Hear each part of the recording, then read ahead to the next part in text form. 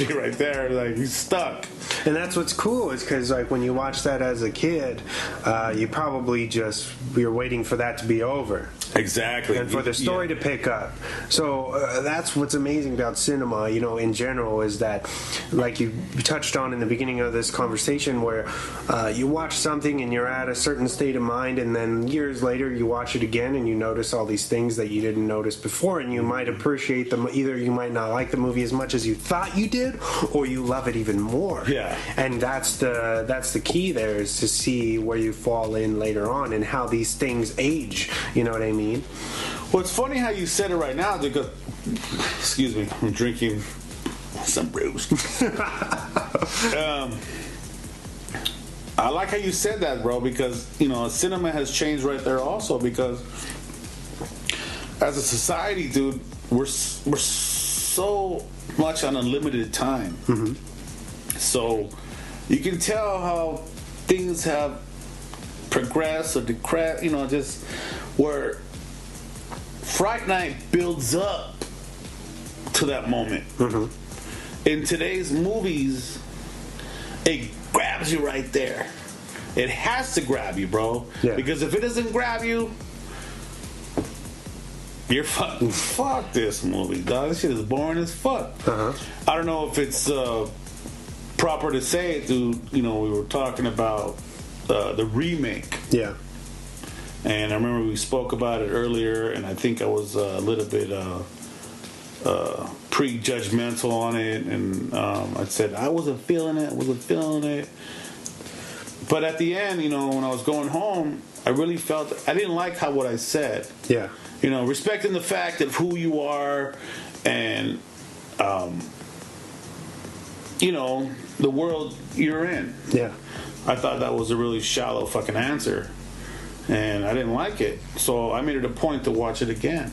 That's pretty cool, man. And dude, the movie grabs you right then and there, doggy. You're like, oh snap, dude! It's like fucking massacres the family, and you're just like, but it's so like on point, dude. Like Fright Night, 1985, it builds up. Yeah. And then it starts getting to where Peter finds out that Dracula's a class reflection, and whoopty this, and then now it starts rolling. Mm-hmm. And the other one basically builds you up. Yeah. And shows you what dude's about.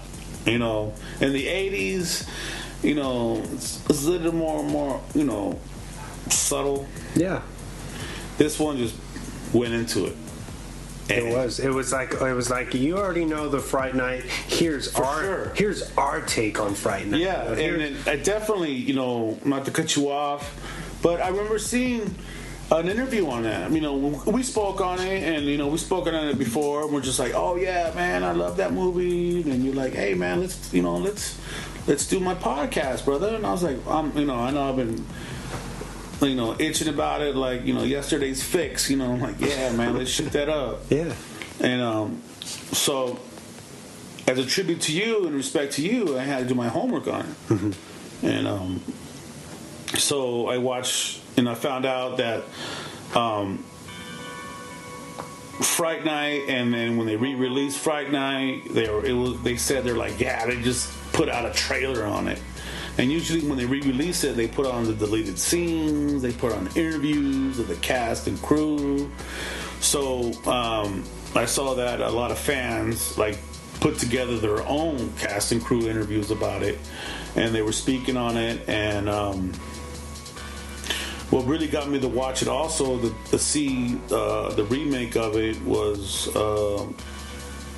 Charlie's girlfriend, the one, Marcy, that played in the Bundys and all that. Yeah. And she said something like, you know what? They just promoted that movie so wrong. They failed on promoting that movie. Mm-hmm. And it's like she's saying that, the spirit of the story. Yeah. But, this is the story on a new flip. And you're right. It was. I totally watched it. It was bootleg as hell. But, I was watching it and I was like, oh man, dude, I was wrong as hell. Mm-hmm. It all made me, late for work. You know, because I was like, oh, I'm all stuck, and I was like, wow. So, you know, definitely, you know, that's another one I would say. You know, we're talking about recommendations from earlier. Yeah, check I didn't think about it. Yeah, check out the remake, dude. Looking at it, don't look at it for what the '85 movie was. Yeah, just take the spirit of like The Boy That Cried Wolf. You know, there's so many different versions of how The Boy That Cried Wolf. Exactly. So, you know, look at it like that, and you're going to be entertained, man. And with today's cinematography, with today's effects and all that, you know, the actors. Colin Farrell, dude. There was one point in there, you know, I know we're not talking about '85. I'm talking about the new one. We're talking about 85. But we're talking 85, and we're just like, hey, you know, this is I'm 19. Look at me. This is 2018, man. You know, you have to put them together. You have to show, you know, it's a tribute, bro. Yeah. Anyone that does a remake of a movie, it's showing mad respect. Yeah. Because showing the popularity of that movie, and it's just like the people are not done drinking from that well. Yeah. You know? So, dude, here comes the Kool-Aid again, but with a different flavor. And like I said, I can honestly say that I was too judgmental on it. And on the respect of you, I watched it again. And you know, like I said, I'll put that on my first shelf as well, you know. Yeah. I love to be entertained, man. You know, that's how I am. I grew up in the movies, man. You know, of the VHS. You know, we just got out of the beta, so we went into the VHS. You hear my dog in the background. He think he tough. Barking at everybody. Barking at shadows. Look at him. Scared of the dark. But, yeah, man. I was like, yeah, I can say, you know what Fright Night brings to me is good times with my family. I don't know if that's an oxymoron, but it does, man. You know, you watch it, dude. It's the cover of the movie, dude. It's scarier than the movie itself. Yeah. You know what I'm saying? That's like, you know, that's almost a tattoo, bro. Yeah. You know what I'm saying? That's how well, you know, that's how... It's funny because, you know, thinking about that cover, I feel like it kind of represents the 80s to me. Oh, for sure. You know what I mean? Oh, yeah, dude. You know, his face in the clouds and the fucking... That font, the Fright Night font dripping, you know, with the pointy... The guys with the effects, dude. Oh, dude, those guys get, you know, boxes of champagne for me, dude, because I was just like, dude, the whole movie was, you know, the set was creepy. We watched it and we're like, dude, you know, look at that, such a Hollywood set. But, you know, there were points in the film where the director and the camera caught where, you know, there was just a gang of like mist coming shooting out of the house, and you're just like, oh, you know it's trouble, bro. Yeah. You know, you better lace up your boots, brother, because, you know, the evil's right there. He ain't playing, you know. Yeah. He's giving you all. He's like, what's up, fool? You know, you gonna dance or what? You know. So for sure, man. You know, just. You know, touching back on, you asked me on the first thing, you know, Fright Night takes me back as a kid, man. That's, you know, and as a kid, growing up in the 80s and having the liberties that I had, you know, watching movies and experiencing those movies too, it was endless, man. So, you know, and I'm able to reflect on them now as an adult. You know, you just laugh at it. I'm pretty sure you're hearing me little things like, you know, when he's, you know, when I say, oh, look, he's on a chinchilla throw rug. Yeah, you know, yeah. That's just pimp as hell, you know. It's like, chinchilla is soft, you know. So Marcy's just like, oh, my Lord, you know. And then, you know, as a man, watching the actor, what he's trying to bring, he's trying to seduce her, knowing that, you know, I'm talking about like character-wise. He knows that, what's Charlie's girlfriend's name? Amy. Amy, you know, he knows Amy's a virgin, but like in the revision, Colin Farrell talks about like, you know, Amy's just ripe. Mm-hmm. And they kind of show that in the beginning when Charlie's like trying to get in Amy's pants, and he sees like the dude bringing in the casket, but she's like on the bed, you know, butt naked. Yeah, she's ready to go. When the movie starts, we'll get into this in detail later. But so they're making out or whatever, Charlie and Amy, and then he's going too far.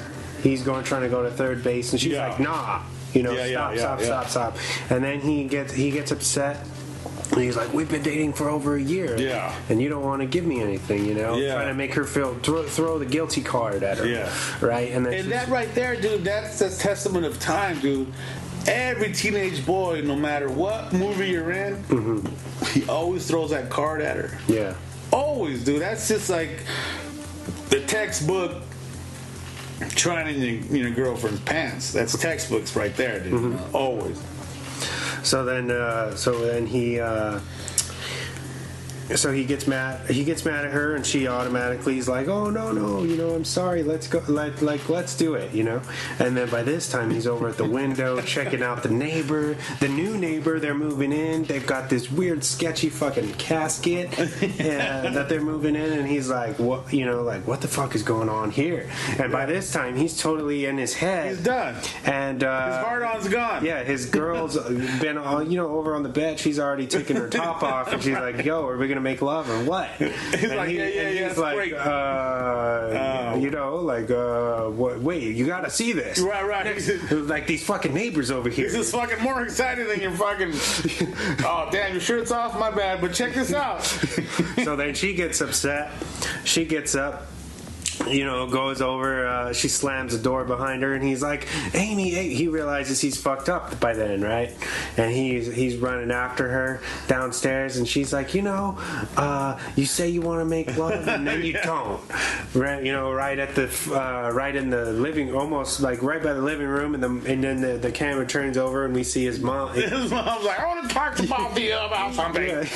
Charlie's mom is like, are you guys having a lover spat? Right. You know? And they're like, oh, no. They switch gears real quick, right? Like, oh, shit, we fucked up, you know? But it's like, if you watch, I was like, Mom, you really don't know what went on right now. I was like, yeah, your son's trying to fuck. Yeah, my mom would have slapped the shit out of him. No shit. She's like, yo, what do you mean? What are you even doing in his room? What's going on in there? Why are you in his room? Why is the door closed? What the fuck? Real shit. Mom's be like, why is she mad? Not saying like, you try to fuck her, huh? You know? In real life, it's like, why is she mad? She's crying over here. Homework my ass. You know? But that's like, that was a little 50s. 60s kind of like mom's attitude. Yeah, very oblivious. It was so oblivious, but oblivious. Can't even spoke English right. But the mom was clueless to the whole movie. Like, Charlie, yeah. Why is my room locked? I'm like, who runs the house, Charlie or you? Yeah, right. You know what I'm saying? Real quick, going back to the newer one, I feel like the mom's very much more in charge. And, and I really like that as far as them making her a stronger character, and that she, in the remake, not to confuse anybody at home, but in the remake, the vampire actually seduces his mom and is trying to mess with his mom the entire movie, pretty much, you know, as a way. Yeah, I think that was a twist. Which I really like to get his way into like, oh, I'm going to be your daddy now. Well, then, you know what? Because they flipped the script. Yeah. Because in '85, evil is a little fucking how do you say shit? Oh man, you know it's.